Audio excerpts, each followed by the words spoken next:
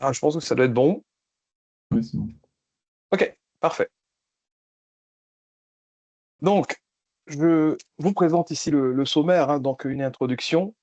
Ça fait déjà un bon moment hein, que on n'a pas eu à se rassembler autour de notre sujet favori, qui est la MS Santé. Euh, donc, on aura l'occasion de vous rappeler un peu ce qui s'est passé depuis 2025. Hein, c'est la dernière fois qu'on a eu à se réunir.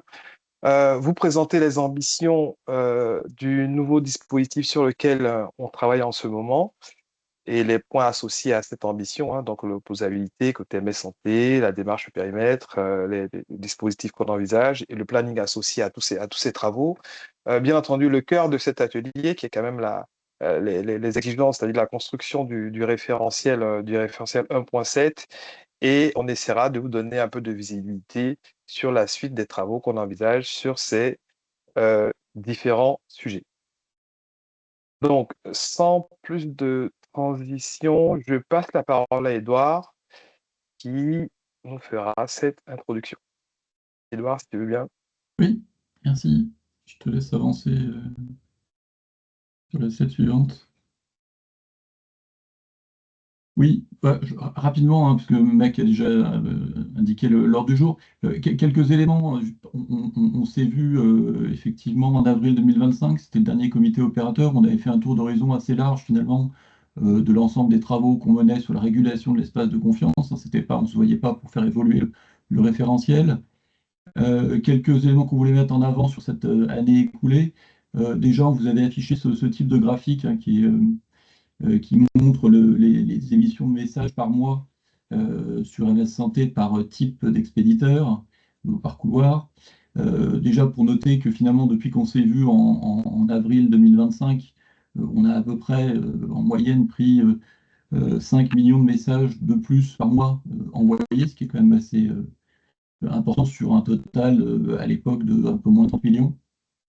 Et en termes d'émetteurs finalement qui émet plus qu'avant, c'est quand même toujours la structure et l'hôpital qui semblent envoyer de plus en plus, la biologie un petit peu plus, mais encore loin des attentes qu'on a. Autre élément nouveau de l'année, entre autres, hein, c'est pas exhaustif, mais on a communiqué dessus. Euh, et le dernier référentiel parlait de la délégation de boîtes aux lettres et ça nécessitait, entre autres, de donner des moyens aux assistants secrétaires médicaux de disposer de moyens d'identification et d'authentification, chose qui est maintenant en place. Donc, ces assistants peuvent s'enregistrer auprès du RPPS+, et disposer de ICPS, et donc utiliser leurs ICPS pour accéder à des boîtes aux lettres en délégation. Et puis, bah, chose importante en termes de gestion pour nous, mais aussi, on l'espère pour vous, surtout pour les opérateurs qui déclarent beaucoup de noms de domaines, on a mis en place, maintenant c'est un projet qui est terminé ou presque, le nouveau processus de gestion de la liste blanche pour ajouter des noms de domaines ou les modifier, etc. Donc ça, c'est en place, basé maintenant sur des formulaires et des workflows beaucoup plus modernes. L'autre élément donc, qui va nous occuper pour cette série d'ateliers, c'est donc la régulation de l'espace de confiance. Hein. Comme vous le savez, la dernière version qu'on a publiée du référentiel, c'est le référentiel 1.6, qui date de mars 2024. Donc elle introduisait justement la délégation de balles. Euh, et donc, depuis lors, on n'avait plus la capacité de réguler l'espace de confiance et de produire de nouveaux référentiels. Donc, on souhaite se remettre dans cette disposition-là, avec, on va vous expliquer des nouveaux dispositifs qui existent et qui n'existaient pas il y a plus de 10 ans que MS Santé s'est lancé.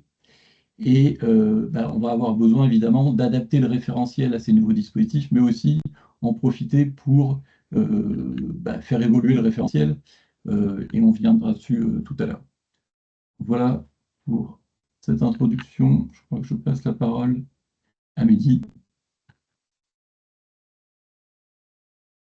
Bonjour à tous, j'espère que vous allez bien. Avant de commencer, j'en profite juste parce que je ne suis pas seul dans la salle, je suis bien entouré par le ministère et la DNS qui est autour de moi, avec Gwenaël à ma gauche et Shaib à ma droite. Je vais bien Bonjour à tous. présenter.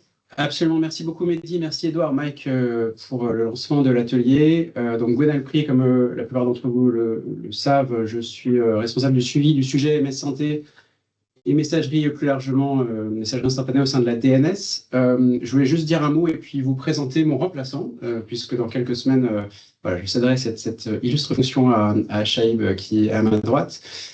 Juste un mot peut-être pour vous dire qu'on est ravis d'être là, de vous retrouver, de retrouver ceux qui font voilà, de circuler au quotidien de manière sécurisée les documents de santé, les données de santé entre les acteurs du soin en France. Une fonction essentielle hein, pour évidemment le bénéfice de la prévention, de la qualité de la prise en charge, de la qualité de la décision médicale, de la coordination. Donc nous, ministère, on est voilà, aux côtés de l'ANS, avec l'ANS, focalisé et sur cette cible de rendre la circulation des données de santé fluide et sécurisée au sein voilà, de notre territoire. Et aux côtés de mon espace santé, qui est évidemment le dispositif de partage de données de santé entre les mains du patient, il y a l'AMS Santé auquel on croit plus que jamais pour compléter ces dispositifs et permettre notamment aux professionnels de santé de communiquer entre eux. On a sur l'AMS Santé beaucoup investi, on continue à investir via le Ségur, via la mobilisation de l'ANS notamment, et voilà, on est ravis avec ce nouveau référentiel de continuer à avancer, à gravir et à avancer vers notre objectif d'un service universel d'échange sous format de mail de données de santé.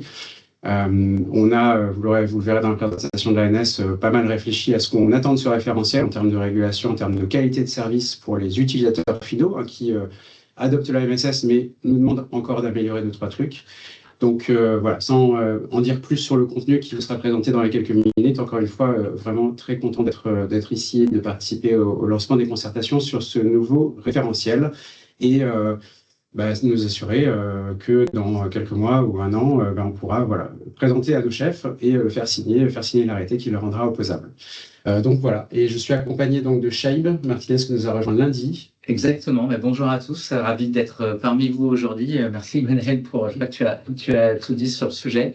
Moi je reprends la suite et je serai du coup certainement encore avec vous pour les prochains ateliers.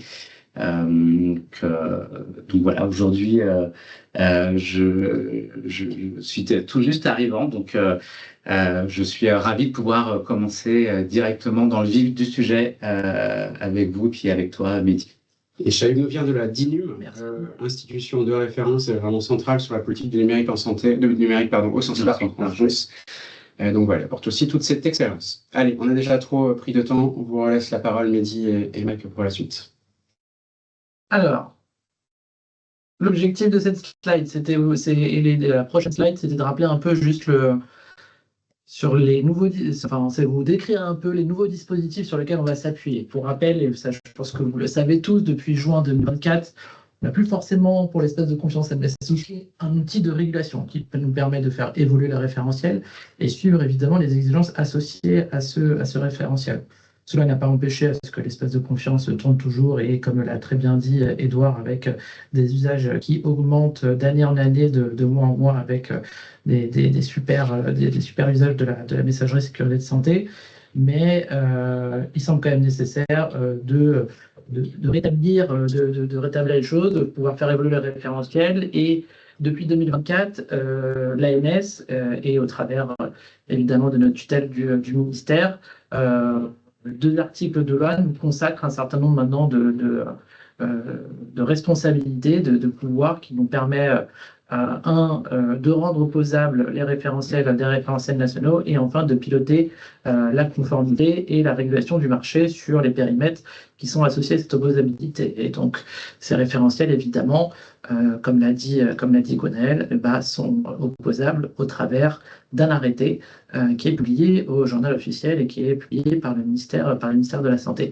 Si vous voulez aller plus loin, je vous ai mis les articles de loi qui décrivent très bien les 2 enjeux autour des référentiels, quelles sont les références, les typologies de référentiels et et comment ils sont opposables avec le 1470-5 et vous avez le 1470-6 qui permet de décrire les modalités de contrôle. Il y a aussi un décret d'application pour les modalités de sanctions financières éventuelles quand le dispositif le demande. Et donc, vous avez tout ce nouvel arsenal juridique qui est extrêmement récent, qu'on est en train de déployer au fur et à mesure sur l'ensemble de nos référentiels au sein de l'ANS et qui nous permet d'aller encore un cran plus loin dans la régulation de la e-santé, en France. On avait le programme Ségur qui permettait d'une certaine façon à promouvoir cette forme de régulation. Et donc, l'idée, c'est d'aller plus loin et de pérenniser un certain nombre de choses et d'acquis que l'on a aujourd'hui. Et donc, on utilise ces outils pour le service MS Santé, qui est l'un des espaces de confiance que l'ANS opère et qui nous permet de faire plusieurs choses. C'est évidemment de faire évoluer le référentiel pour répondre aux besoins des utilisateurs, accélérer les usages qui sont déjà bons, très bons, mais l'idée c'est d'aller encore plus loin, d'avoir une vraie pérennité et une vraie aussi fiabilisation des usages et un usage complet sur un grand nombre de cas d'usage critiques. Et donc l'idée c'est de faire en sorte que l'ensemble des opérateurs, l'ensemble des offres mis à disposition le permettent et permettent de répondre à ces ambitions extrêmement fortes, de faire du service MS Santé le service socle d'échange des données de santé dans le cadre de messagerie asynchrone, évidemment. C'est au travers de ces articles purement aussi de renforcer notre capacité de régulation, donc s'assurer que l'ensemble des offres MS Santé soient homogènes, conformes et évidemment disponibles, et bien entendu une stabilité sur l'assise juridique, faire en sorte que la MS Santé soit inscrite dans la loi. C'est nouveau, ça permet d'ancrer ce service comme un service socle pérenne et qui structure et qui est l'une des fondations, un des piliers de l'e-santé et de l'e-santé en France. Donc c'est aussi cet engagement qui est porté au travers de ce travail qui va être fait dans les prochains mois avec vous. Et sur la slide suivante, très rapidement, mais après ça sera décrit et au fur et à mesure on avancera dans les étapes, c'est juste pour vous présenter très rapidement cette démarche de régulation, comment cela se passe. En général, on commence par construire le dispositif, donc un peu tous les livrables socles nécessaires dont le référentiel que vous connaissez très bien, et donc ça va être tout le travail qu'on va mener tous ensemble, et donc avec l'ensemble des exigences qui sont associées à ce référentiel. Là, vous avez des choses un peu plus nouvelles qu'on ne faisait pas, qu'on faisait moins, qu'on ne faisait pas surtout avec les anciens référentiels. C'est les modalités de délivrance du certificat de conformité et des sanctions potentiellement associées à une non-conformité. Et donc là, c'est comment on référence les opérateurs, comment on fait en sorte qu'on réinscrit, si tout le monde est déjà inscrit sur la liste blanche et sur l'espace de confiance, donc avec un certain nombre d'outils à notre disposition, mais voilà, il va falloir aussi les travailler et les concerter avec vous pour que ça réponde aussi aux besoins de tous. Et on en reparlera juste après, Edouard vous le présentera. Point qui peut paraître facile, mais qui n'est pas si anodin, parce que c'est formaliser le périmètre et la production de l'arrêté, et le périmètre qui sera inscrit sur l'arrêté, donc inscrit dans le journal officiel. Il faut qu'il soit clair, il faut qu'il soit non ambigu, non équivoque. Donc il faut être sûr que tout le monde l'ait bien compris et que tous ceux qui soient concernés s'y retrouvent, et ceux qui ne sont pas concernés ne s'y retrouvent pas. C'est extrêmement important. Tous ces éléments-là, après, sont mis à concertation. C'est un de nos principes principes de travail extrêmement fort. Donc, avec l'écosystème, c'est ce qu'on fait à chaque fois pour tous nos référentiels. Évidemment, dans le cadre de ce nouveau dispositif, on doit concerter auprès de la CNIL et auprès de l'Union européenne. Donc, ça demande des concertations un peu plus lourdes, et donc qui prennent un peu plus de temps. Et ensuite, place à la mise en conformité, donc la mise en place de la modalité qu'on aura définie auparavant, l'ouverture, le suivi, l'accompagnement. Et évidemment, dès que c'est ouvert, tous les opérateurs, qui soient historiques, mais aussi des nouveaux qui arriveraient, peuvent entrer au fil de l'eau dans l'espace de confiance, dès lors qu'ils respectent les exigences. Et évidemment, un des éléments à minima qui est fait dans ce cadre de régulation, des contrôles a posteriori au fur et à mesure que on doit en faire, soit au cas de signalement, soit dans le cadre de nos programmes de régulation qu'on doit publier à l'agence chaque année, maintenant qu'on a ce rôle-là d'autorité de régulation. Je n'en dirai pas plus. Si vous avez des questions, n'hésitez pas. Je vais laisser la parole à Edouard. Pas de bêtises. Oui, tout à fait. Merci Mélie.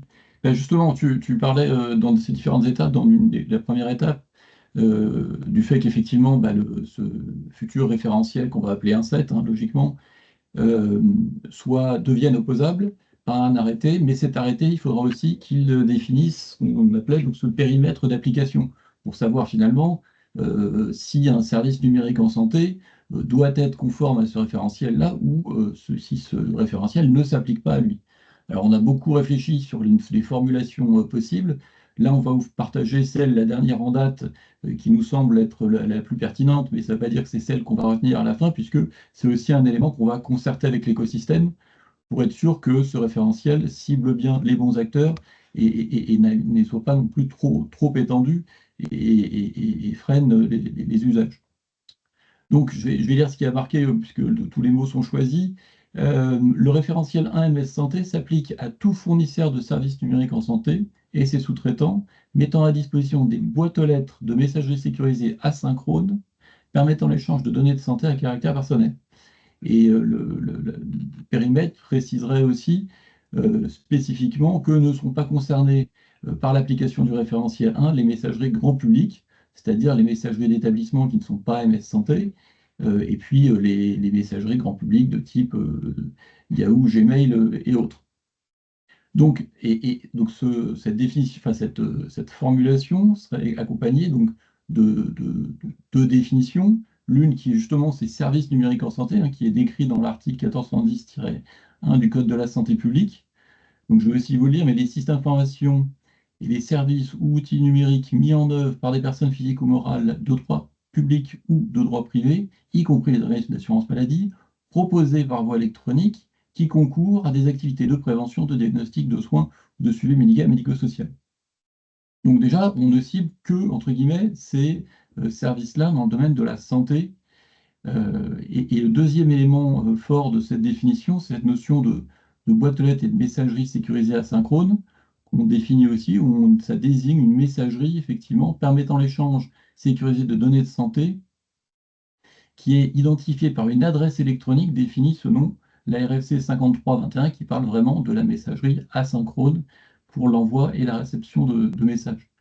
Donc cette définition-là, elle est peut-être pas encore parfaite. Le but, c'est que on la fasse connaître le plus largement possible et qu'on récupère effectivement toute remarque qui nous dirait que finalement, elle n'est pas nécessairement adaptée à certains contextes, ou au contraire, qu'elle devrait couvrir des contextes qu'elle ne permet pas de couvrir.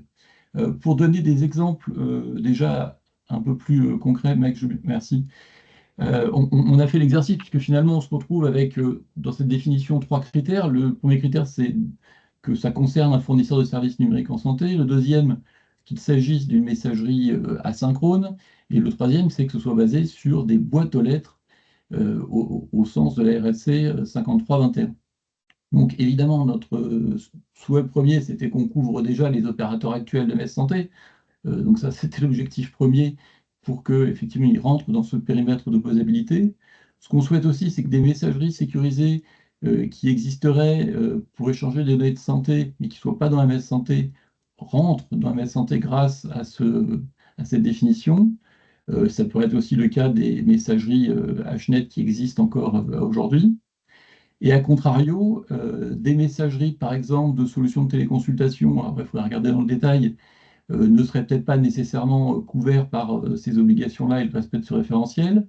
On l'a déjà dit, évidemment, les messageries grand public, puisque leur finalité première n'est pas d'échanger de santé, ne devraient pas répondre au référentiel. Et pareil, on l'a déjà dit aussi, les messageries institutionnelles des établissements, non MS Santé, ne rentreraient pas dans le périmètre d'application. Tout comme, évidemment, les messageries instantanées, puisque la définition même est de parler de messagerie asynchrone. Il y aura peut-être un arrêté un jour sur les messageries instantanées, mais on n'y est pas encore. Donc voilà, l'idée, ça sera de faire réagir tout l'écosystème sur cette définition-là. à travers soit nos prochains ateliers, soit on le verra, nos supports d'échange dont on parlera tout à l'heure. Mike, je te repasse la parole. Oui, merci Edouard. Alors, effectivement, merci pour ces précisions. Déjà, concernant le périmètre, hein, donc les acteurs qu'on souhaite couvrir avec ce nouveau dispositif. Ici, en tout cas sur cette slide, l'idée est de vous partager nos orientations concernant cette régulation qu'on souhaite remettre en place. Édouard l'a stipulé, mais je veux le remettre en avant, c'est que là, on est sur des travaux, on est sur des directions. Voilà, on a pas mal de directions qui sont, j'ai envie de dire, assez avancées, mais bien entendu, ce que vous voyez là, c'est, enfin, les infos que vous avez là sont amenées à bouger éventuellement. Donc, pour parler concrètement de la régulation qu'on souhaite, en tout cas, 5 grands objectifs pour nous. Mehdi l'a un peu dit, hein, c'est reconstruire cet espace de confiance, hein, repartir entre guillemets à zéro afin d'intégrer des acteurs et cette intégration, voilà, passera par la délivrance de certificats. Alors bien entendu, on se base sur l'écosystème qu'on a aujourd'hui, c'est-à-dire vous qui êtes autour de cette réunion, donc tous les opérateurs présents déjà en liste blanche. Et donc, la modalité pour reconstruire ce nouvel espace de confiance, qui passe par le certificat, comme j'ai dit, on a des scénarios qui sont à l'étude. Alors, pour l'instant, on estime qu'on n'est pas assez mûr pour les partager, mais notre souhait étant que d'ici septembre, alors vous le verrez sur le planning, que d'ici septembre, on puisse vous partager en tout cas ces modalités pour l'obtention de ce certificat. Alors, les scénarios ne sont pas encore secs, mais par contre, on a des principes qui sont arrêtés pour la construction de ces scénarios. Alors, il y a 3 grands principes. C'est que déjà, on souhaite distinguer les acteurs. Alors, les acteurs, entendez par là les opérateurs, parce que au sein de cet écosystème, en termes de volumétrie, on distingue 2 grands acteurs. On a des établissements de santé qui forment le plus grand nombre d'opérateurs au sein de cet espace de confiance. Alors, pour vous parler chiffres, on a à peu près 340 opérateurs au sein de l'espace de confiance. Et donc, en termes d'établissements de santé qui portent eux-mêmes leurs solutions, on est aux alentours de 280. Voilà, donc pour vous montrer un peu la part dominatrice des établissements de santé. Et de l'autre côté, on a ce que nous, on appelle les industriels. Alors, entendez ici des acteurs, hein, le privé, et une plus petite partie représentée par la grade. Donc, pour cette nouvelle régulation, nos principes étant de pouvoir distinguer tous ces différents acteurs et éventuellement, voilà, leur proposer des scénarios, en tout cas, des cheminements de certification différents. Donc, c'est ce que vous avez juste en dessous. Donc, en fonction des acteurs, l'idée étant que voilà, l'obtention de ce certificat soit vraiment simplifiée. Et ça, c'est un point qui nous a été remonté sur l'expérience Ségur concernant les opérateurs. Dernier point également, alors c'est assez en lien hein, avec ce deuxième point, c'est vraiment essayer d'aller sur une autonomie sur l'obtention de ce certificat de conformité. Alors, pas que sur le périmètre des opérateurs, le Ségur même en tant que tel, hein, il a été cité au début. Un des points très, on va dire, fâcheux du référencement, de la délivrance de certificats, c'est toujours ces preuves manuelles. Et donc, notre souhait ici, pour ces modalités qu'on est en train de construire, c'est que vous soyez vraiment autonome et que vous ayez un parcours facilité pour pouvoir venir taper à la porte de l'espace de confiance et obtenir ce certificat assez simplement. Donc, une chose est bien entendu d'intégrer ces acteurs dans cet espace de confiance, mais une volonté qui est forte, un point qui est structurant quand même, c'est que une fois ces acteurs présents dans cet espace de confiance, mais le souhait étant que dans la continuité, ces acteurs soient à niveau des référentiels qu'on publie, soient conformes aux règles de cet espace sécurisé. Donc là, nous donnons les moyens, en tout cas, voilà, on souhaite avoir les moyens, de donner les moyens de pouvoir accompagner ces opérateurs de manière, j'assume vraiment le mot, de manière beaucoup plus renforcée, Et vous verrez que ben, ce point, il est stipulé plutôt que c'est vraiment, enfin, ce renforcement sera à direction des établissements de santé. Parce que l'expérience, j'ai envie de dire, hein, comme Edouard a pu le dire, ça fait un peu plus de 10 ans que l'espace de confiance existe. Donc, on a une certaine expérience du suivi de nos acteurs, mais on a eu une expérience assez forte, en tout cas, il y a 2 ans, lorsqu'on a piloté un guichet Ségur pour muscler la conformité de nos acteurs au sein de l'espace de confiance. Donc, on a pu voir que côté établissement de santé, il fallait que, voilà, on renforce un peu les choses. Donc, deuxième point très structurant, ce souhait de conformité à bon niveau sera spécialement dirigé vers les établissements de santé. Troisième point, et pas des moindres, ben on renforce nos moyens de régulation. On renforce nos moyens de régulation. Mehdi l'a cité tout à l'heure. Ben, aujourd'hui, on a des assises juridiques qui nous permettent d'aller un peu plus loin. Mais déjà, ce que nous avons en tête, c'est de pouvoir appliquer ce qui existait déjà. Donc, des sanctions graduées sont des choses qu'on n'a jamais eu à appliquer.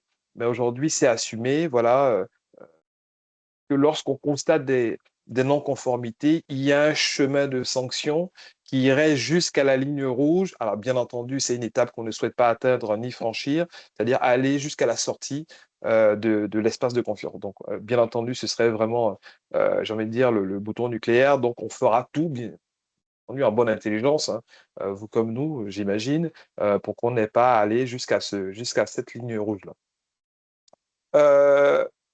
Autre chose, c'est Gwenaël a mentionné le fait que ben, ces utilisateurs, puisque bon, il y a l'espace de confiance, il y a des opérateurs, mais in fine, c'est un utilisateur final qui consomme le service. Voilà, c'est un utilisateur final qui consomme le service, et l'idée étant que le service ben, soit disponible et soit à un niveau de qualité souhaité par nos référentiels.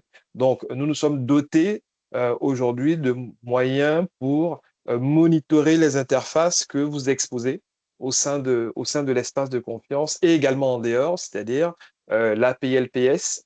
Voilà, donc on a les moyens aujourd'hui de nous rapprocher de vous lorsque on constate qu'il y a quelques indispos répétés ou lorsqu'il y a des complexités au niveau du paramétrage éventuel. Bon, ça c'est du technique, je mets ça à côté. Alors, autre chose aussi, qui est un vrai caillou dans la chaussure hein, pour nous régulateurs et également pour nos utilisateurs finaux, ben, ce sont les boîtes aux lettres. Voilà. On va dire que l'hygiène des boîtes aux lettres au sein de l'annuaire santé n'est pas au niveau souhaité aujourd'hui. Et donc, une fois de plus, on s'est donné les moyens de pouvoir monitorer, suivre un peu l'hygiène des boîtes aux lettres présentes au sein de l'annuaire santé et on aura l'occasion de nous rapprocher de vous et on a déjà commencé. Certains d'entre vous ont déjà reçu quelques mails de notre part sur certains sujets de publication, de dépublication plutôt, devrais-je dire. Et donc, c'est un point qu'on va continuer et qu'on va renforcer également. Un sujet assez historique, hein, mais qui est très haut dans nos tablettes aujourd'hui, c'est que pour cet univers de la santé numérique, on a pas mal d'acteurs qui ont des besoins légitimes, donc qui échangent des données de santé, mais qui ne sont pas couverts par l'AMS Santé. Et donc, c'est un point qui est assez fâcheux. Et comme je le disais, voilà, on l'adresse frontalement aujourd'hui. L'idée étant qu'on agrandisse le périmètre de l'AMS Santé afin de pouvoir faire rentrer ces acteurs, de pouvoir équiper ces acteurs qui aujourd'hui ont des besoins, comme je l'ai dit, légitimes. Et bien entendu, ça passe par l'évolution du référentiel 1. Sur la slide d'après, je vous parle planning. Donc ici, de manière très synthétique, hein, vous avez les grandes étapes. Mehdi en a cité certaines. Pour atteindre notre objectif qui est quoi? Qui est la publication de l'arrêté, donc qui est lié forcément à la publication du référentiel et l'ouverture du guichet pour l'obtention du certificat de conformité. Donc, ben, j'ai envie de dire que une étape assez visible qui est l'atelier d'aujourd'hui, hein, c'est le premier atelier à vous. Alors, bien entendu, on a pas mal travaillé en amont. Et donc, aujourd'hui, nous avons 3 ateliers qui vont jusque début juillet, mais on ne s'interdit pas d'en faire un autre, hein, sur septembre. Donc, la grande étape, c'est quand même la production plutôt du REM, référentiel d'exigence minimum, qui donne suite à la production du référentiel. Bien entendu, en parallèle, comme je vous ai dit, nous avons 3 scénarios en étude pour les modalités de référencement, parce que bon, il faut avoir le référentiel, c'est bien, mais il faut pouvoir vous informer sur comment pouvoir venir nous montrer que vous êtes à niveau du référentiel. Là, ben, le chantier qui est tout en dessous, c'est le dernier point que j'ai évoqué sur la slide d'avant, c'est pouvoir agrandir ce périmètre pour que on ait un plus grand nombre d'acteurs, d'utilisateurs finaux de professionnels de santé qui soient couverts par vos services MS Santé. Donc, on aura ce référentiel-là, je l'espère, pour septembre, cette version finale 1.7, j'espère pour septembre, qu'on pourra soumettre à la concertation publique. Et donc, débutera, enfin, la concertation publique est le premier point sur ce chemin de concertation publique, consultation de la CNIL et ensuite consultation de l'UE. En parallèle, nous, on devra construire ces outils de référencement, comme j'ai dit, des outils qu'on veut simples d'utilisation pour vous, qui vous facilitent en tout cas votre démarche d'obtention de certificats. Et donc, l'idée étant aujourd'hui, en tout cas, que sur le T3 2027, on puisse publier cet arrêté et que dans la même mouvance, on ouvre le guichet de référencement sur lequel voilà, vous pourrez venir obtenir vos certificats de conformité. Alors, il y a un point ici qui n'apparaît pas, mais c'est un point qu'on devra discuter d'abord en atelier avant que nous puissions l'afficher sur le planning, c'est-à-dire c'est le délai de conformité. Alors, je sais que ça doit parler à beaucoup d'entre vous, c'est-à-dire lorsque nous publions un référentiel, nous laissons un certain temps concerté, donc décider avec vous, pour que vous puissiez mettre en œuvre les nouvelles exigences qui arriveront dans cette nouvelle version du référentiel. Voilà ce que je voulais vous partager sur ce planning et je pense que là, maintenant, je passe la parole à Édouard afin qu'on aborde le cœur un peu de l'atelier, c'est-à-dire la construction du référentiel et ces nouveaux sujets / exigences. Tu pouvais faire la prochaine, je Oui. prends la suite après. D'accord, très bien. Oui, très bien, oui, merci. Oui, effectivement, là, c'est la présentation du processus, hein, c'est du déroulé, comment on souhaite travailler avec vous au sein de ces différents ateliers. Donc, l'idée étant que lors de l'atelier, on vous présente des exigences, hein, donc, vous aurez de nouvelles exigences, des exigences qui auront évolué. On vous proposera d'en supprimer certaines, bien entendu. À la fin de cet atelier, l'idée étant qu'on vous partage, alors on prend des réactions en séance, hein, bien entendu, des questions, des réactions, des remarques, bien entendu en séance, mais l'idée étant qu'à la fin de l'atelier, on vous partage un fichier qui rassemble toutes les exigences qui ont été présentées lors de l'atelier. L'idée étant qu'au sein de ce fichier, vous renseignez vos remarques, hein, bien entendu, vos remarques, vos observations, pour une évolution éventuelle de cette exigence. Donc, une fois rassemblées toutes vos remarques, on les anonymise et au prochain atelier, bien entendu, on restitue tout ce que vous avez pu nous envoyer à travers ce fichier. Alors, vous aurez remarqué, parce que lors de la communication, on vous a donné les dates de chaque atelier, il y a 2 semaines entre chaque atelier, l'idée étant que lorsqu'on vous partage ce fichier avec ces exigences, que vous puissiez nous le renvoyer avec maximum 1 semaine de décalage. Parce que la semaine restante nous permet de consolider, travailler un peu sur vos retours et également les nouvelles exigences qu'on souhaite vous partager. Donc là, ma demande étant que voilà, vous fassiez le maximum en tout cas pour rester dans ces délais de 7 jours afin de nous renvoyer le fichier. Et donc, lorsqu'on se retrouve sur l'atelier d'après, comme je l'ai dit, hein, on commence déjà par faire la restitution de ce que vous nous avez envoyé. Donc, je ressouligne, toute restitution est anonymisée, plutôt toute remarque est anonymisée pour la restitution sur l'atelier d'après. Et donc, l'atelier d'après c'est l'occasion de nouveau de partager sur de nouveaux thèmes pour la construction du futur référentiel. Alors, si je continue, Je peux donc, prendre la suite là, mec, si tu veux. tu la prends? D'accord, très bien. Ouais. Mais merci, mec. Oui, je poursuis effectivement sur ces modalités de construction du référentiel 1.7. Là, l'objectif, c'était de vous dire finalement les grandes lignes pour l'instant d'évolution qu'on a identifiées, qu'on va vous soumettre. Ça ne veut pas dire que vous n'allez pas aussi, vous, nous soumettre des modalités d'évolution, on prévoira. Mais c'était déjà pour ça devait être un peu plus concret.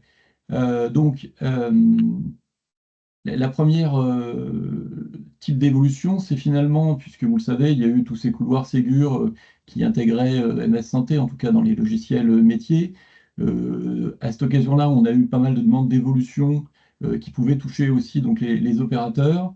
On les a listées et c'est en particulier celles qu'on va regarder aujourd'hui. On va voir, il y a une dizaine d'exigences nouvelles sur lesquelles on vous fait des propositions de formulation pour avoir vos retours. Comme finalement on est en train de faire une nouvelle version de référentiel, mais qui est ce coup-ci véritablement opposable par un arrêté, on a voulu en particulier s'assurer que les exigences de sécurité, qui sont quand même justement assez nombreuses dans notre référentiel, et qui quand même pour la plupart en termes de formulation datent quand même du début du référentiel, sont toujours d'actualité, en particulier à la lumière des nouveaux référentiels qui commencent à exister côté sécurité, donc NIS2, RECIF pour l'ANSSI ou le référentiel d'identification de la PGSSI. Donc on a revu l'ensemble des exigences, on va vous les présenter. Je vous le dis tout de suite, il y a pas, ça ne va pas impliquer des évolutions fondamentales, c'est beaucoup de reformulations sans impact, il y a quelques adaptations, on mettra le point dessus, mais ça ne devrait pas générer des charges trop importantes. Le point suivant, c'est qu'on a besoin de faire évoluer l'API historique qui vous permet d'alimenter l'ANA nationale lorsque vous créez des boîtes aux lettres. Donc ça, c'est quelque chose qu'on va aussi partager avec vous. Il y a des travaux en cours et on espère pouvoir en parler avec vous lors du deuxième atelier. Et dernier point principal, ça aussi c'est quelque chose qui est encore en réflexion, et peut-être qu'on en parlera au prochain atelier ou au troisième, c'est de voir si effectivement on doit aller plus loin sur les modalités de lutte contre l'usurpation des domaines, qui est un cas très connu sur les messageries grand public, un peu moins avec nos particularités MS Santé, mais voilà, on voulait vous proposer quelque chose et vous faire réagir aussi sur ce sujet-là. Donc pour donner quelques chiffres, en termes d'exigences, dans le référentiel 1.6, il y avait 133 exigences. On a regardé un peu par rapport à ce qu'on va vous présenter. Dans le référentiel 1.7 à date, hein, sans vos propositions évidemment, pour vous donner un ordre de grandeur, il y a quand même 90 exigences qui sont conservées et qui ne seront pas du tout modifiées ni dans leur formulation qui restent statiques. Il y aurait 43 exigences qui pourraient être modifiées. Alors, dans les 43, je n'ai pas fait le détail là, mais il y a quand même, je pense, bien peut-être une vingtaine d'exigences liées à la Sécu où on refait des formulations. Donc, et pour le reste, c'est beaucoup d'exigences qui vont être liées à l'alimentation de l'annuaire, puisque, a priori, on proposera une nouvelle manière d'alimenter l'annuaire. Voilà. Et en plus de ça, donc, il y a 10 exigences ajoutées, c'est celles qu'on va regarder aujourd'hui. Et qui relèvent de la gestion des boîtes aux lettres et qui viennent plutôt de demandes formulées lors des couloirs Ségur. Et puis on a regardé que on serait sans doute possible de supprimer une dizaine d'exigences, soit parce que finalement certaines ne sont pas vraiment applicables, un peu trop obsolètes, ou certaines pourraient être regroupées. Voilà, donc ça évidemment on vous les indiquera aussi. Mike, je veux bien que tu passes à la slide suivante. Merci. Donc là, j'entame la phase un peu rébarbative hein, de l'atelier. Comme l'a dit Mike, hein, mais l'objectif, c'est, si vous le souhaitez, de répondre en séance. Notre objectif à nous, effectivement, sur ces exigences, la nouvelle qu'on vous propose concernant la gestion des boîtes aux lettres, c'est surtout que vous compreniez bien l'objectif dans lequel, finalement, on veut faire évoluer et on veut proposer des nouvelles exigences, qu'on soit d'accord ou qu'on ne soit pas d'accord sur ces objectifs. Et sur la formulation des exigences telles qu'on a écrit des pièces à casser ici. Ça, par contre, on vous laissera nous faire des remarques dans le fichier Excel dont parlait Mike tout à l'heure. Donc, je démarre par la première. Donc, je pense que c'est quelque chose qui est assez commun pour pas mal d'opérateurs, mais fatalement, une boîte aux lettres, elle a un quota de messages, de taille de messages qui peut être reçu. Et on a eu pas mal de remontées d'utilisateurs qui nous disaient que finalement, ils se retrouvaient dans une situation où ils avaient atteint leur quota à 100%, ce qui avait comme conséquence, quand même très fâcheuse, d'empêcher de recevoir de nouveaux messages, mais aussi d'en émettre, et qu'ils ne se plaignaient de ne pas avoir reçu de messages les informant de cette situation, ou de l'arrivée de cette situation. Donc, on vous proposait un message, pardon, une exigence disant qu'afin de minimiser les risques de non-réception de messages, l'opérateur doit informer le ou les utilisateurs d'une boîte aux lettres lorsque celle-ci dépasse 80% puis 90% du quota. Lorsque 100% du quota est atteint, les utilisateurs doivent être informés qu'il ne pourra plus envoyer ou recevoir de messages. Donc voilà, ça c'est une proposition. Évidemment, on prendra toutes les remarques dessus, mais ça nous semble très important de pouvoir travailler. Il y a peut-être d'autres manières de faire, hein, mais l'information est quand même une chose importante. La deuxième exigence, la GBM 6021, deuxième ligne, certains professionnels disposent dans l'annuaire d'adresses finalement dans des structures où ils ont exercé, mais ils n'exercent plus. La structure, sans doute, n'a pas bien fait la suppression de la boîte aux lettres lorsque le professionnel a quitté la structure. Et souvent, on a des utilisateurs qui reviennent vers nous en tant que régulateurs en nous disant j'arrive pas à trouver le point d'entrée chez l'opérateur pour demander la suppression effective de boîte aux lettres, pas simplement sa dépublication, mais véritablement sa suppression. Donc là, effectivement, on voulait on propose une exigence qui dit que lorsqu'un PS dispose d'une boîte aux lettres personnelle visible au sein de l'annuaire santé et qui n'exerce plus dans la structure de rattachement de la boîte aux lettres, l'opérateur doit mettre à disposition une procédure de demande de suppression de la boîte aux lettres à destination des PS et d'en faire la publicité aussi, évidemment. Troisième exigence, alors on n'a pas encore de nom, mais on en trouvera un. Ça, évidemment, c'est une exigence CNIL. Sans doute, on ne devait pas aller assez loin jusqu'à présent.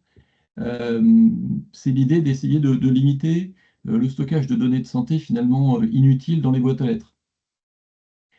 Et cette exigence-là, elle nous a surtout été remontée dans le cas des boîtes aux lettres applicatives où finalement, évidemment, ces boîtes aux lettres souvent envoient des gros volumes de messages. Qui finalement ne sont pas utilisés après envoi, hein, qui a comme conséquence aussi parfois de remplir le quota très vite de la boîte aux lettres, mais surtout de laisser des données de santé inutiles. Donc l'exigence qu'on vous propose, selon les recommandations de la CNIL, l'opérateur doit proposer au gestionnaire de la boîte aux lettres une solution afin de purger les éléments envoyés d'une boîte aux lettres, afin de ne pas stocker les données de santé à caractère personnel qui n'ont pas d'usage. Autre exigence, donc la GBM 4450. Alors ça, c'est quelque chose, c'est un standard hein, de messagerie, mais on ne l'avait jamais explicité dans les référentiels jusqu'à présent. Il est probable que la plupart d'entre vous le fassent déjà, mais semble-t-il, puisqu'on a eu des remontées, que certains ne le faisaient pas, c'est pour ça qu'on se dit qu'il faut sans doute le mettre sous forme d'exigence, c'est le fait de s'assurer que tout professionnel peut recevoir un accusé de réception s'il en fait la demande. Et aussi s'assurer que ce message soit bien compris et dans la mesure du possible, de le traduire en français, puisque ce n'est pas le cas par défaut sur ce type de message. Et donc l'exigence serait le système doit produire un accusé de réception de type DSN rédigé en français lors de la réception d'un courrier contenant l'attribut Notify dans la commande SMTP Receipt to. Le mécanisme DSN est décrit dans l'RFC 3461. N'hésitez pas à m'interrompre si vous avez ou si Mike, tu vois des questions dans les questions-réponses que je ne regarde pas en parallèle. Si, je regarde et je. Tu me dis si faut Oui, s'arrêter. alors d'ailleurs, oui, bon, enfin, il y a une remarque, je dirais plus. Oui, Je te la lis pour voir si tu souhaites intervenir. ouais, Alors, c'est de Monsieur Pina Pires. Alors, je vais la oui, lire comme ça. Peut-être qu'il faudra que la personne prenne la parole pour préciser. Sous Exchange, on n'a qu'un seul seuil d'alerte avant le seuil bloquant d'envoi, puis le seuil de réception. En fait, que 3 seuils disponibles, pas 4. Alors, je pense qu'il serait nécessaire que Monsieur Pires prenne la parole pour peut-être nous préciser les choses. Oui, bonjour. bonjour. Sous Action, sur les quotas de boîte aux Ouais, lettres, vous pouvez placer un quota d'alerte en disant attention, votre boîte aux lettres est arrivée à 2 gigas et votre quota ouais, est à 3. d'accord, Vous pouvez mettre un autre quota en disant voilà, vous avez atteint vos 100% de quota, c'est-à-dire vous ne d'accord. pouvez plus envoyer de mails. Charge à vous de faire du Mhm, ménage. Et ensuite, après, vous pouvez mettre un autre quota en disant que à 4 gigas, vous ne pouvez plus recevoir de messages. Et je peux pas créer un quatrième, d'accord. une alerte en 80 ou 90. Je ne peux en mettre qu'un seul, quoi. Donc, il y aurait qu'une seule alerte Le avant premier les niveau 100%. d'informatif je peux que mettre un seul niveau informatif. D'accord. Ok. Donc, Bon, bah, il faudra voir effectivement comment on peut tourner l'exigence pour qu'elle puisse fonctionner pour un maximum. Genre, le but, c'est d'informer. Par contre, j'ai pas bien compris, vous disiez, parce que vous en aviez quand même 3 niveaux. Les 2 derniers, quelle était la différence entre les 2 derniers? chez nous, quand on arrive à 100% de la boîte aux lettres, les gens ne Ouais. peuvent plus envoyer de messages. Mais ils peuvent en recevoir? Et ils peuvent en recevoir. Ah, d'accord. Ok. Et le suivant, c'est, en C'est fait, les il y a deux. ni envoi D'accord. ni réception. Ok. Bah, n'hésitez pas dans le fichier qu'on échangera de nous rappeler cette remarque pour qu'on puisse voir comment on peut adapter l'exigence. Ok. Et du coup, une petite Oui, question sur pardon. la Oui, suivante. ouais, Quand vous demandez la recommandation de la CNIL, l'opérateur doit ouais. proposer au gestionnaire de la boîte aux lettres, oui, afin de purger les éléments envoyés d'une balle, c'est-à-dire qu'il faut qu'il détache les pièces jointes pour les mettre ailleurs, sur un partage bureautique ou un SharePoint Alors, on n'allait pas ou quelque jusque-là. chose. On n'allait pas jusque-là. C'est que déjà à l'heure actuelle, euh, les professionnels n'arrivaient pas facilement à supprimer, s'ils le souhaitaient, l'intégralité des messages envoyés. Et franchement, c'était plutôt, hein. Alors c'est vrai dans la proposition qu'on a faite, on l'a mis pour tout type de boîte. Au début, on l'avait écrite que pour les boîtes aux lettres applicatives, parce que c'est vraiment là-dessus que ça nous était envoyé. Et c'est que les messages envoyés dans les boîtes applicatives, euh, personne n'en a l'usage en termes de conservation, quoi. Je ne sais pas si je suis clair. Ok, non, moi, c'est bon, j'ai compris. Ouais, c'est les boîtes Voilà. applicatives, ouais, ok. Donc je pense qu'il faut peut-être qu'on reformule, enfin l'oriente un peu plus sur les balles applicatives. En tout cas, ça peut servir sur d'autres, mais en premier lieu sur les balles applicatives. Ok, merci. Euh, alors j'en étais à la GBM 4460. Donc très, très, très proche dans le principe de la précédente. C'est aussi un mécanisme, donc les non-delivery reports standard, mais qui apparemment n'est pas nécessairement activé dans chacun de nos opérateurs. Donc l'objectif, c'est de s'assurer qu'un émetteur a bien conscience que son message envoyé n'a pas été reçu et pour quel motif il n'a pas été reçu. Donc là, l'exigence, le système doit produire un NDR rédigé en français, indiquant le code retour spécifié, à minima, lors des cas suivants. Et les cas suivants, c'est destinataires non trouvés, qui sont les plus fréquents, ou quota de balles dépassés. Donc ça, c'est souvent déjà implémenté, mais on s'était dit qu'il valait mieux l'écrire. Pour la suivante, la GBM 4470, oui, alors ça aussi, c'est un mécanisme assez standard, mais que visiblement, certains opérateurs ne proposent pas la possibilité de positionner un message de réponse automatique sur les boîtes aux lettres, en particulier personnelles, mais organisationnelles aussi. Euh, et donc là, bah oui, une exigence, le système doit permettre de configurer pour chaque balle, chaque type de balle, un message de réponse automatique suivant les préconisations de la RFC 38-34. voilà, des choses assez classiques, mais qu'on n'avait jamais écrites jusqu'à présent. La Euh, suivante, oui, Et Edouard, je veux bien lire un commentaire que je bien viens de sûr. voir. Alors, ça concerne justement ce sujet de stockage de balles. Donc, je vais le lire et ensuite, je pense que je laisserai Monsieur Drapier apporter des précisions. Donc, c'est Monsieur Drapier du CH Henri Laborie Oui, qui disait qu'il y a encore beaucoup de balles pleines à ce jour. Donc, ça, je oui, pense on en est tous conscients. Soit car inutilisables, soit car ils n'ont pas le choix d'avoir une boîte pleine puisqu'ils ne peuvent pas supprimer leur mail ou ne peuvent pas. Donc, Monsieur Drapier, si vous pouviez nous donner un peu de précision sur ce cas d'usage, s'il vous plaît. Oui, Surtout le fait bonjour. qu'ils ne puissent pas bonjour. supprimer et qu'ils ne puissent pas. Ça m'intéresse particulièrement. Merci. Oui, alors ça, c'est une hypothèse en fait, puisque c'est vrai que nous, on reçoit beaucoup de mails sur notre boîte applicative disant comme quoi le quota est excédé. Oui, Et donc c'est principalement des médecins libéraux. Et c'est vrai d'accord. que c'est la question, donc quand c'est des médecins libéraux, ils n'ont peut-être pas le moyen de pouvoir les effacer ou les récupérer, parce que des fois, ce sont des boîtes enfin des boîtes médecins, médecin.mssanté.fr, des fois, Ouais, c'est d'autres Mm. boîtes, mais c'est assez compliqué, c'est récurrent, et on ne sait pas du coup comment les contacter pour certains de ces médecins-là. Quand c'est des boîtes régionales, bah, moi, je passe par le grade. Mais dès que c'est d'accord. des boîtes médecin.mssanté.fr, bah là, c'est tout de suite compliqué. Et on perd du coup énormément de communication.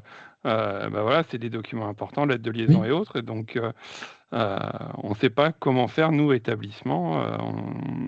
Et voilà, donc c'est un sujet assez d'accord. récurrent, parce que ce sont des médecins qui exercent encore, donc c'est pas Oui, un oui, problème de non-utilisation, mais non, c'est tout à fait. voilà, comment les aider. Et c'est vrai que c'est la question, c'est quel est le quota aussi de ces boîtes mail? Est-ce que c'est pas trop juste dans la réalité, au final, du quotidien? Voilà, Ouais, c'est un peu toutes ces questions-là dans ok. dans mon questionnement. D'accord. Non, intéressant. Ben, c'est ça, on essaie effectivement de donner les moyens, enfin nous, en tout cas, puisque si on parle de Mailis ou les médecins.mssanté.fr, mais on essaie de leur donner les moyens effectivement de nettoyer. Euh, euh, mais c'est vrai que c'est une vraie difficulté et il faut qu'on suive aussi plus précisément le nombre de balles pleines qu'on a. Euh, C'est peut-être même un travail à faire avec les éditeurs de logiciels, avec la phase 2 du Ségur, où ouais, les mails MS Santé vont intégrer les logiciels. On pourrait se poser la oui, question, est-ce que lorsqu'ils n'intègrent pas une pièce jointe directement dans le dossier patient, est-ce qu'ils ouais, ne peuvent pas supprimer automatiquement le mail, par exemple? tout à Ça peut fait. être une idée. Ouais, c'est Voilà. juste. Donc, c'est des petites choses aussi qu'il faut travailler avec ces industriels-là et pas Ouais. que par les opérateurs. Ah non, c'est sûr. Non, non, je vous avez raison. C'est pas la seule solution, hein. Ok, bah intéressant, c'est de bonnes idées. On note ça, on voit si on peut poser quelque chose. J'ai une autre réaction Oui, concernant l'exigence sur les accusés de réception ou de bonne intégration oui, de Monsieur Biez. Donc, je vais la lire et je laisserai prendre la parole. Bonjour, pour la GBM 4460, c'est de l'interne uniquement, pour l'interrogation. Comment traitez-vous le risque de backscatter? Donc, Monsieur Biez, je veux bien que vous nous apportiez des précisions si possible. Bonjour à tous. bonjour. Je voulais savoir comment vous interprétez le non-delivery report dans le cas d'un externe, c'est-à-dire un opérateur externe vient nous contacter, un opérateur de messagerie de santé vient tenter d'écrire une balle. Le Ouais. fait que cette balle n'existe pas chez nous, de délivrer un rapport de non-delivery vers Ouais. l'extérieur ramène à faire du back squat. Ah, Et le back squat vous permet potentiellement d'avoir une attaque par ce principe-là, c'est-à-dire de venir remplir une boîte aux lettres d'un tiers non souhaité. ah, d'accord. Et c'est pour ça que d'ailleurs que c'est devenu la règle dans la majorité des produits, c'est de bloquer ces rapports vers l'extérieur. En interne, Je ils sont comprends. Ouais, produits. ouais. Par contre, vers Ah, l'extérieur, ils d'accord. sont bloqués. C'est un sujet qui est en Ok. cours au GCS Sarah et Ouais. sur lequel je me bats un petit peu sur cet Ouais, aspect-là ouais. et ses risques. Ok, Bah, merci pour cette alerte. On va creuser ça auprès on se dessus, ouais. d'experts sécu pour voir effectivement s'il y a un autre moyen de faire. J'en sais rien, mais ok, c'est noté. Merci. Euh, Vas-y. Il y a une autre question, mais je vais apporter un premier niveau de réponse déjà et je la partagerai s'il y a besoin. Ok, Je vais ça marche. essayer de comprendre un peu plus. Donc je poursuis. J'en étais à la GBM 4480. Donc, on sait tous que dans l'espace de confiance et de la santé, un même professionnel peut disposer de plusieurs boîtes aux lettres, de boîtes aux lettres personnelles en particulier, ce qui n'est pas nécessairement souhaitable puisque ça complique la capacité à le joindre et à vraiment transmettre sa donnée de santé. Pour autant, il nous explique aussi que finalement, dans certains cas de figure, en tout cas, ils ont bien connaissance de ces différentes boîtes-là, ils relèvent bien ces différentes boîtes-là et ils ne souhaitent pas en fermer certaines, par peur justement que des messages n'arrivent plus. Donc on se demandait si effectivement il fallait qu'on propose côté opérateur, puisque jusqu'à présent on ne parlait pas de transfert automatique de messages, on avait d'ailleurs une exigence qui interdisait plutôt de faire des transferts automatiques de messages, mais de messages vers des boîtes qui n'appartiennent pas au même professionnel. Et là, ça serait une exigence qui permettrait à un professionnel finalement de regrouper ces différentes boîtes aux lettres en permettant le transfert de messages, mais uniquement sur des boîtes aux lettres qui lui appartiennent. Ce n'est pas pour l'envoyer sur des tiers, puisqu'on souhaite conserver la confiance vers le professionnel vers qui on envoie le message. Donc la proposition, c'était afin de simplifier les usages du professionnel disposant de plusieurs boîtes aux lettres personnelles, le système doit permettre de configurer pour chaque boîte aux lettres personnelle une règle permettant de transférer automatiquement les messages reçus à une autre boîte aux lettres personnelle. Le système doit informer le professionnel que la boîte aux lettres de destination doit nécessairement être détenue par le même professionnel. Donc c'est pas la cible effectivement de réussir à faire fermer des boîtes aux lettres, mais c'est une demande forte qui nous a été formulée. Donc là aussi, on vous soumet cette proposition. Est-ce que vous pourriez donner un exemple Ouais, enfin 2-3 exemples bien sûr. qui ont fait que vous avez fait cette proposition? Ouais. Alors, Mehdi, je crois que c'est toi qui les as eu aussi, mais ce dont je me souviens, c'est donc un professionnel qui, alors je ne sais pas si c'était des boîtes aux lettres, plusieurs boîtes aux lettres en libéral, et finalement qu'il n'avait qu'une seule situation d'exercice, mais il avait quand même plusieurs boîtes aux lettres. Et au lieu de faire fermer une boîte aux lettres et d'en garder qu'une seule, finalement, il souhaitait que tous ces messages libéraux arrivent dans une seule boîte aux lettres. Je ne sais pas si Mehdi, c'était ça le. Oui, parce que aujourd'hui, on a un annuaire on parlait d'hygiène, là, des publiés et autres. On se retrouve avec des PS qui, malgré une situation d'exercice, ont 2, 3, 4, 5 boîtes aux lettres MS Santé associées à leur RPPS. Et donc, ça rend extrêmement difficile, ça c'est le problème général, et ça rend extrêmement difficile pour un émetteur d'envoyer à la bonne boîte aux lettres. Donc, on a un enjeu de les réduire. Donc, on a beaucoup discuté avec les PS pour voir pourquoi autant de boîtes aux lettres et pourquoi garder ces boîtes aux lettres. Et un des enjeux, c'est en fait, ils ont peur de les fermer parce qu'ils ont toujours cette crainte de ne pas avoir les messages. Et donc, une des premières étapes pour les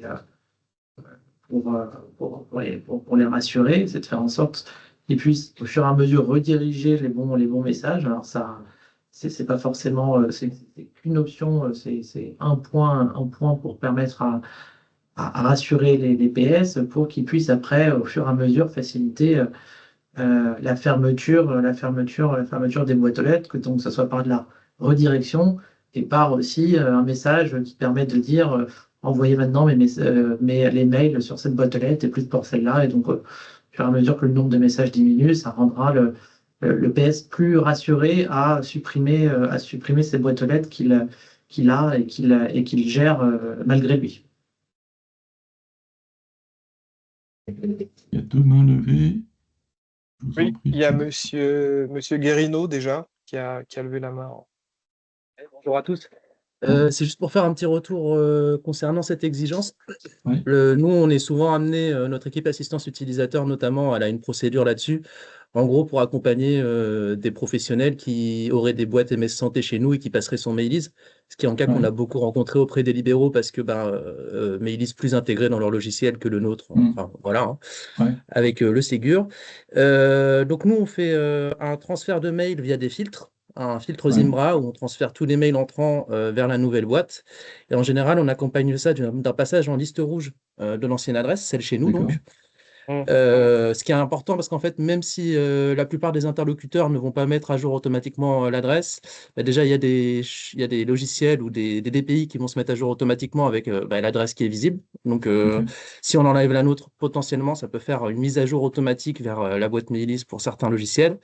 Et puis pour d'autres nouveaux utilisateurs qui arriveraient, ils ne verraient que la Mailise par exemple. Oui. Donc, est-ce Mm. qu'on n'inclurait pas dans cette exigence, Oui, là c'est une c'est bonne moi idée. qui en parle, hein, un passage Ouais. en liste rouge, un accompagnement d'un passage en liste rouge aussi avec l'adresse qui ne serait plus utilisée, ou je ne sais pas si c'est vraiment le sujet de Bah, celle-ci. c'était l'idée aussi, hein. Enfin, effectivement, ça concourt, je pense, au même objectif, hein. Ouais. Donc, ouais, bonne Complètement. idée. Ok. J'en profite pour apporter une remarque de Madame Sangnier, et sa question est celle-ci. Bonjour, serait-il toujours possible de mettre en place un transfert auto d'une balle paire vers une balle orgue ou cab, dont le pro dispose d'un accès? Parce que c'est vrai que notre exigence a comme critère le fait que les deux balles où s'effectue le transfert soient à la main du enfin, appartiennent aux professionnels. Mais effectivement, je pense que c'est un point sur lequel il faudra peut-être qu'on réfléchisse, c'est-à-dire que si une balle paire qui appartient à un professionnel puisse être poussée vers une balle or qui structurellement appartient à l'établissement. Enfin, Alors, c'est ouais, pas mais le, une c'est pas balle. le sujet, c'est pas le sujet de la balle appartient à qui, c'est surtout que quand tu échanges un document, un message à une balle paire, c'est que tu veux contacter la personne nominativement. Si tu la renvoies vers une balle qui est partagée à plusieurs personnes, tu trahis un peu le secret, le secret de l'échange, donc ça devient plus délicat. Enfin, après, je ne sais pas à quel point on pourra filtrer par type de balle les transferts. Enfin, je ne sais pas trop techniquement comment ça peut fonctionner, mais sur le principe, ça me paraît délicat de se dire que tu renvoies vers une boîte aux lettres à l'accès plus large. Je ne dirais pas plus. Mais il y a M. Pinapares qui a levé la Oui, main déjà. effectivement. Il faudra qu'on se penche sur ce sujet. Oui, monsieur Pires. Oui, alors donc moi comme exemple que j'ai sur ce cas-là, en effet, Ouais. j'ai des professionnels qui exercent parfois à très peu de temps dans l'établissement par mois. Alors nous, on a un processus qui qui crée automatiquement la boîte aux lettres du médecin, du praticien, qu'il soit à 100% chez nous, ou à Ouais. 10%, ou à 20%. Donc je sais que d'autres établissements font la même chose.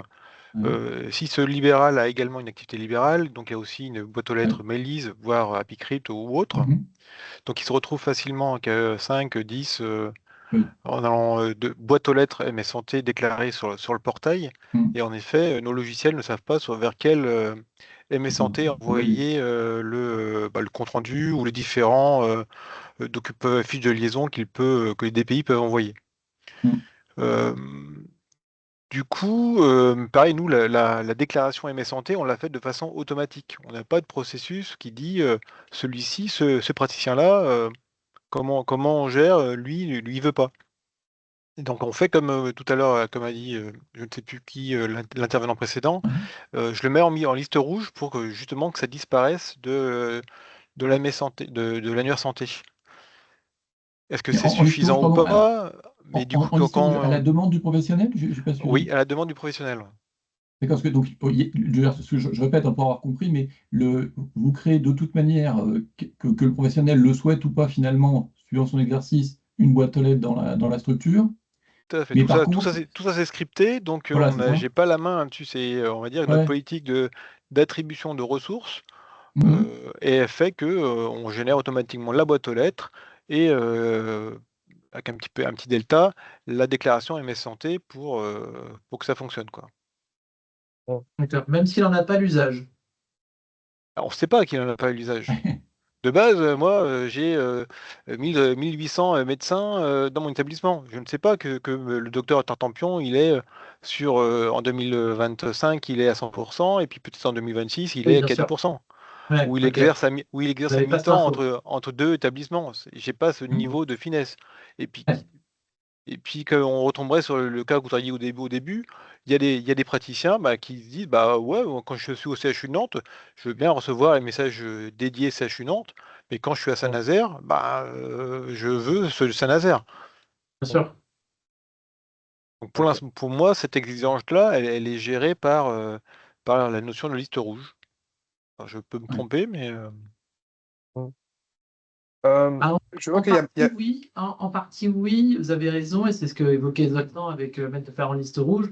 Après, un des sujets, c'est que malheureusement, tous les logiciels métiers, DPI, bio, enfin tous confondus, il n'y en a quand même pas énormément qui mettent à jour régulièrement leurs données d'annuaire.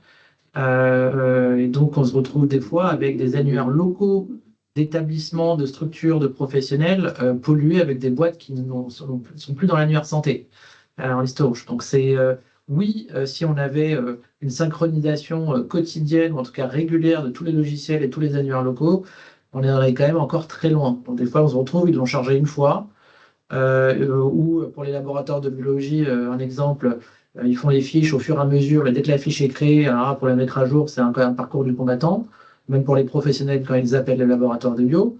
Donc on se retrouve avec donc des vieilles boîtes aux lettres, alors que même en liste rouge, continue à recevoir des documents et des fois des documents critiques. Donc, c'est aussi pallier une défaillance côté logiciel métier. allez, donc pour simplifier le processus, il faudrait que les médecins n'aient que qu'une seule boîte aux lettres Mélise. Et puis on n'en parle plus. Non? Non, parce que l'idée, c'est qu'il y ait une boîte aux lettres par situation d'exercice. L'idée, c'est que, comme vous l'avez évoqué avec votre exemple, je travaille à Saint-Nazaire, Oui. il faut ma boîte de Saint-Nazaire, je travaille en libéral, il faut ma boîte de libéral. Dans le cadre de la responsabilité de traitement et des documents sensibles qui y sont passés, je ne peux pas envoyer mes documents du patient de Saint-Nazaire à celui du CHU de Nantes et l'inverse, enfin, dans le cabinet libéral. On se retrouvera avec quelques problèmes juridiques. je veux bien passer la parole à Madame Sagnier, si vous voulez bien. Comme elle est à l'origine de la question, qu'on ait son point de vue. Oui, bonjour. Merci Mike pour la prise de parole. C'était juste pour compléter avec un cas, un exemple concret, et surtout avec l'arrivée des balles CAB, on a des professionnels qui ont des balles perso et qui se font une balle CAB ensuite pour pouvoir laisser en fait à leur secrétariat la liberté de gérer leur dossier, leurs documents reçus, les classer, etc. Donc pour moi, ça me paraît compliqué si cet usage de transfert est limité qu'entre balles personnelles, surtout dans le cas, par exemple, là, des cabinets. L'idée, ce serait de l'ouvrir à tous et à la responsabilité du PS de faire le transfert ou pas. Bon, même si Mehdi, effectivement, j'entends le point qui est que un message qui arriverait à un professionnel serait partagé à tous sans consentement de l'émetteur initial. Très bien. Bon. Il faudra, oui, bon, comme je dis de nouveau, il faudra qu'on se penche sur la question pour mettre le critère de partage au bon niveau. Ouais, Mike, Oui. je ne sais pas si vous m'entendez, je propose encore une autre piste de solution à ce genre de cas où un professionnel pourrait vouloir orienter temporairement ou pas les flux le concernant vers une balle de service à l'hôpital ou balle CAB de secrétariat dans une maison de santé, on peut imaginer, ou un cabinet libéral. Ce serait que l'annuaire lui-même permette d'associer cette situation d'exercice à une balle qui ne soit pas personnelle, mais qui soit hors ou CAB.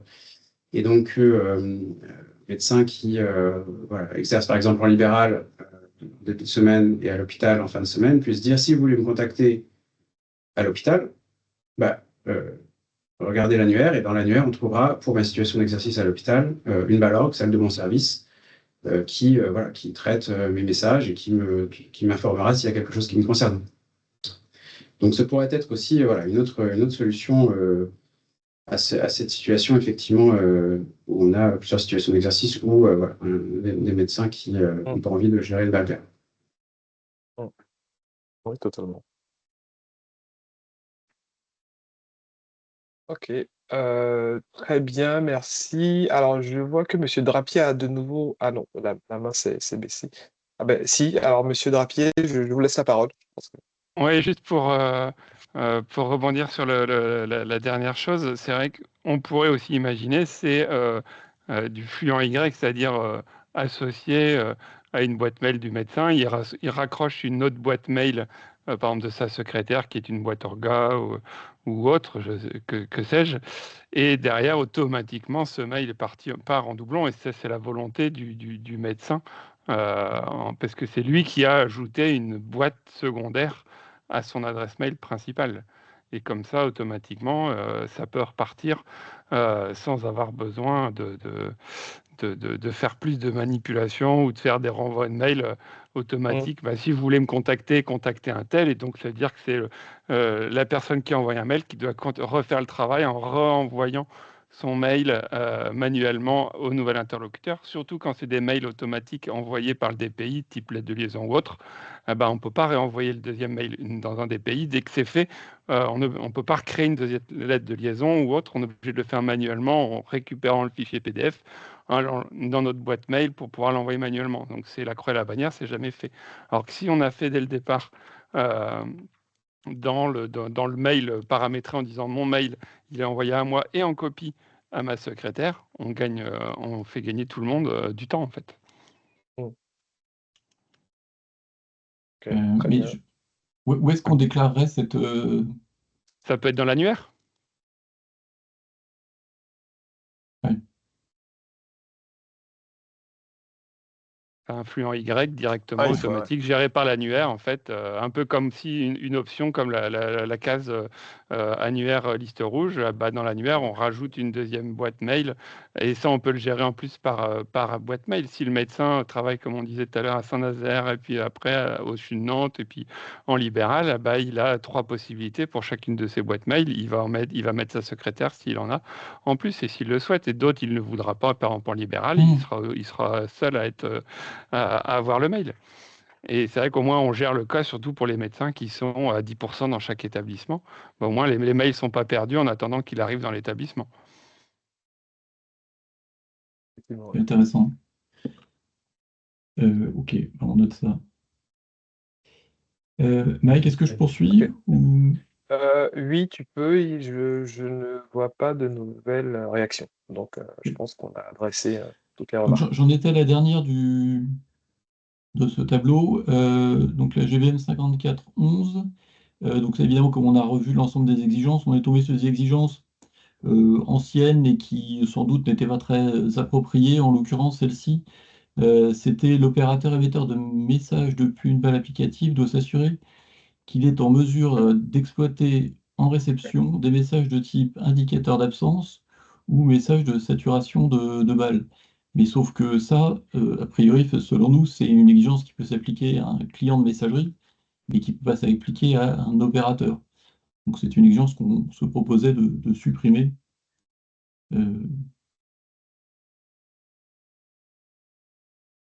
Donc ça en était tout pour cette partie-là. On a encore 2 exigences sur la gestion des boîtes aux lettres, un peu plus structurantes.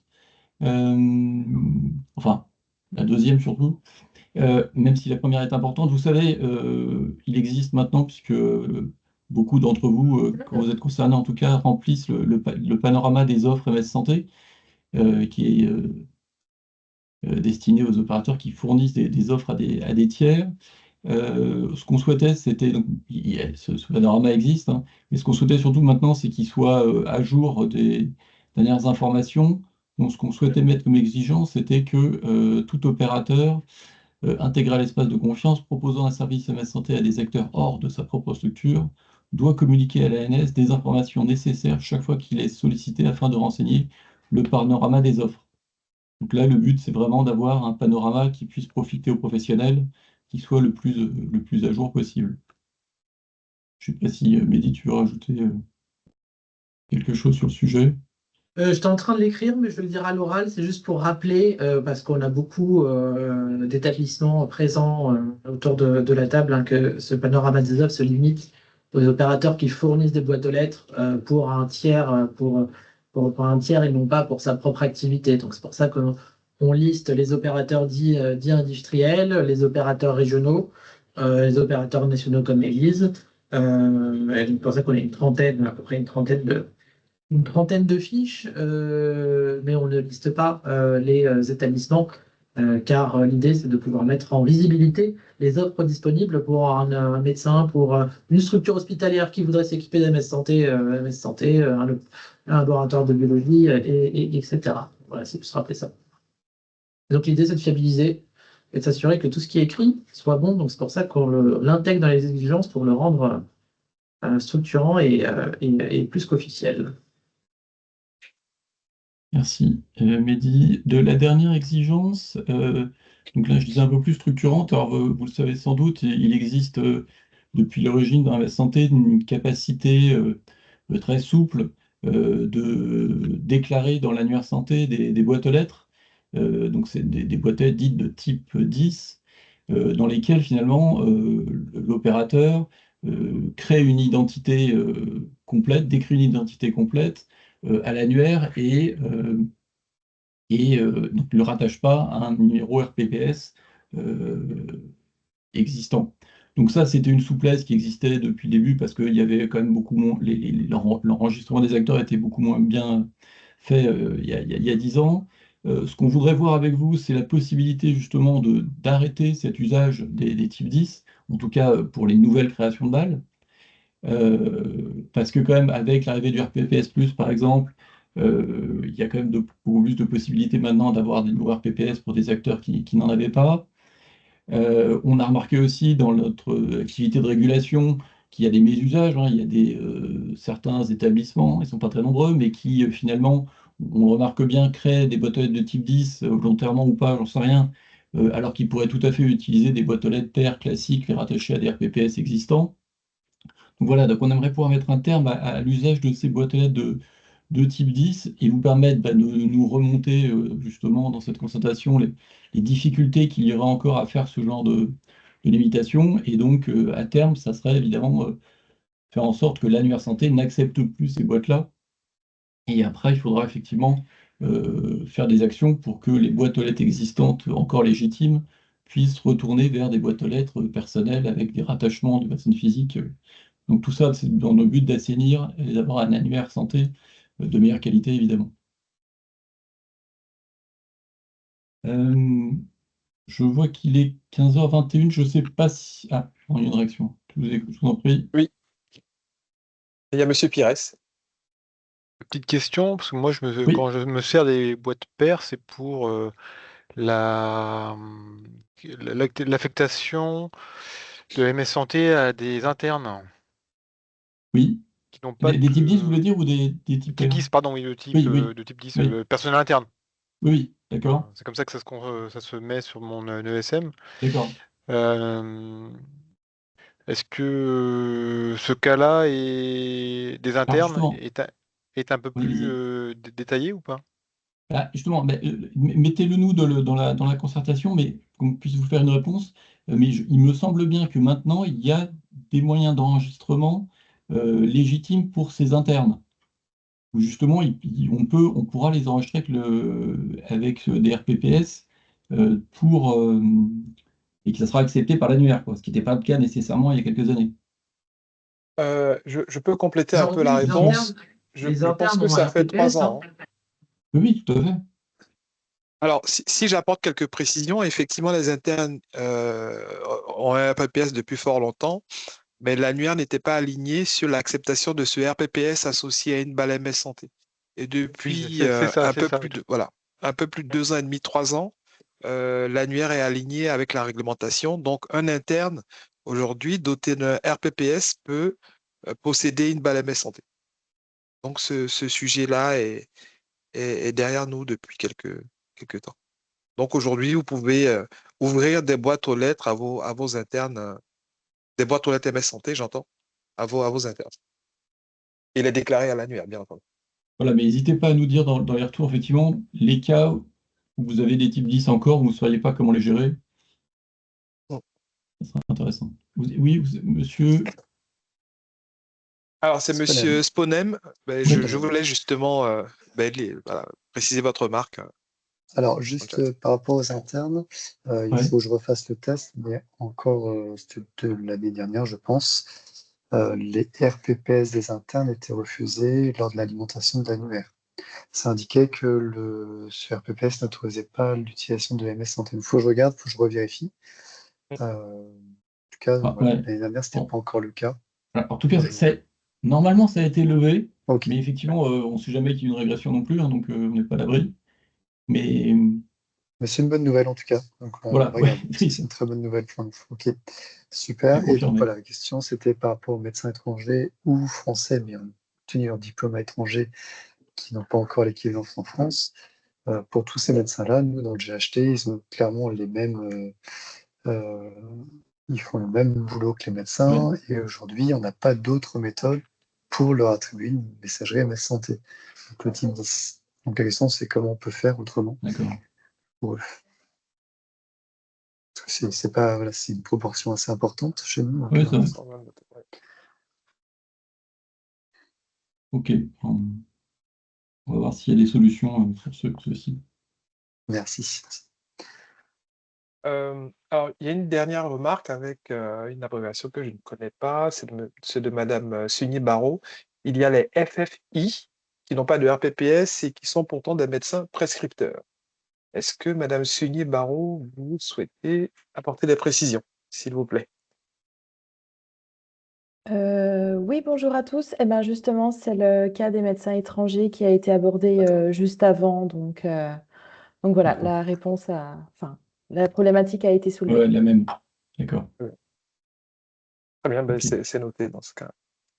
Je vois qu'il nous reste 5 minutes. On avait gardé sous le coude des exigences sécurité, mais je propose qu'on ne les démarre pas et qu'on les reporte au prochain comité. Parce que là, ça va être un peu riche. Oui, ça va être un peu court. Voilà. Donc, avant d'aller à la conclusion, voilà, c'est ce que je vous disais tout à l'heure. Dans le fichier Excel qu'on va vous envoyer très rapidement là, pour réagir sur les exigences qu'on a vues ensemble, on va aussi vous laisser de la place pour vous exprimer sur la manière dont vous consultez l'annuaire santé en tant qu'opérateur, que ce soit pour votre webmail, que ce soit, enfin, quel que soit l'usage, justement. Je rappelle rapidement là, mais vous le savez, c'est que historiquement, dans le référentiel, il y a 2 méthodes, enfin 3 méthodes, mais il y a 2 méthodes qui permettent de récupérer des extractions de l'annuaire. Donc j'ai redonné les numéros de transaction ici, qui permettent soit de récupérer une extraction complète de l'annuaire, soit de télécharger des données d'identité de futurs utilisateurs, donc c'est ceux qui sont des porteurs de CPS ou pas porteurs de CPS. Et puis il y a effectivement aussi cette méthode qui existe aussi pour les LPS, qui est de passer par le LDAP. Et c'est effectivement des très anciennes extractions. Il existe depuis lors des méthodes publiques qui permettent normalement de faire les mêmes recherches, mais sans être sur des extractions spécifiques ou dédiées MS Santé. Donc ce qu'on voulait que vous puissiez nous lister, c'est justement quelles extractions vous utilisez, pour quels besoins, à l'heure actuelle, qu'elles soient des extractions donc, historiques du référentiel, soit des extractions publiques. Comme ça, on pourra en parler aussi lors d'un prochain atelier. Est-ce qu'il y a des questions? J'ai rien dans la partie questions-réponses. Dans le commentaire, j'ai vu. Alors, dans le chat, non, il y a. Ah non, j'ai Alors, rien dit. Mehdi, C'est pas oui, nouveau. c'est bon, Mehdi répond. Ok. D'accord, très bien. Ben, je Il va falloir qu'on prends. vérifie le sujet de l'annuaire et les internes. Ça n'a pas l'air de marcher. Je vais demander à l'équipe. Pour info, je viens de le tester sur 2 internes Ouais. chez nous et ils ne D'accord. sont pas dans l'annuaire. Ah, oui, s'ils ne sont pas dans l'annuaire, ça ne va pas marcher. Ça, Ok. c'est sûr. Ok, ben, Vous on auriez regardera ça. juste, si vous pouvez nous mettre un Un nom exemple. de. Ouais. Oui, je peux vous mettre 2 RPPS. Ouais, c'est ça. Ouais. Je vous le fournis ça. Merci beaucoup. Ok, merci. Je prends la Mike, je suite. te repasse la parole. Oui, je prends la suite, Edouard. Donc, ici, c'est vous donner un peu de visibilité sur la suite des travaux. Bon, je reviens rapidement sur ce fichier-là. Comme je le dis, il contiendra toutes les exigences qu'on vous a présentées aujourd'hui. Et donc, on vous invite fortement à réagir, hein, voilà, à apporter vos remarques. Effectivement, même si vous l'avez déjà souligné en séance, on veut bien que vous le saisissez au sein du fichier. Et également, si vous avez des souhaits d'évolution ou de modification de sujets, d'exigences concernant le référentiel ou plus largement concernant l'espace de confiance, on vous évite également voilà, à les saisir au sein de ce fichier. Deux choses, notre souhait de recevoir, d'avoir vos retours avant le 12 pour que nous ayons le temps justement de travailler tout ce que vous avez, tout ce que vous nous aurez plutôt retourné. Et dernière chose, une fois de plus, on fera une restitution à l'atelier 2 et bien entendu, le fichier sera anonymisé pour la restitution. Donc la suite, c'est l'atelier 2. Dans 2 semaines, 18 juin, les invitations partiront sous peu et ça sera sur le même créneau horaire, c'est-à-dire un jeudi, de 14h à 15h30. Les thèmes sont ceux listés juste en dessous, éventuellement qui pourraient évoluer. Donc, le sujet principal, ça sera cette nouvelle interface d'alimentation des balles MS Santé vers l'annuaire santé. Ce sujet concernant le renforcement de la lutte contre l'usurpation des domaines au sein de l'espace de confiance, et bien entendu, on abordera voilà, les remarques et les souhaits que vous nous aurez retournés. Le troisième atelier, même si pour l'instant les thèmes ne sont pas encore définis, aura lieu début juillet, donc le 2 juillet, toujours sur le même créneau horaire. Il est 15h30 tout pile. Il ne nous reste plus qu'à vous remercier de votre présence et remercier particulièrement les différentes personnes qui sont intervenues. On vous envoie le fichier très vite, également les invitations pour le prochain atelier. Et on vous souhaite une bonne fin de journée et de semaine. Et on vous dit à bientôt. À bientôt. Merci beaucoup. Au revoir. Merci, au revoir. Merci beaucoup, au revoir. Merci à tous. Au revoir. Bonne journée. Merci, au revoir.